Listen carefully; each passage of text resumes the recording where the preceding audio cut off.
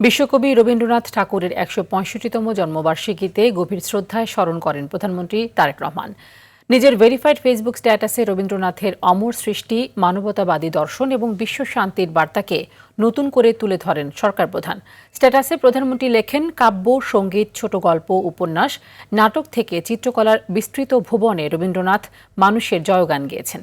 মানবতা, প্রেম, প্রকৃতি ও শান্তির যে চিরন্তন বাণী তিনি রেখে গেছেন তা আজও সমানভাবে অনুপ্রেরণা যোগায় বিশ্ববাসীকে।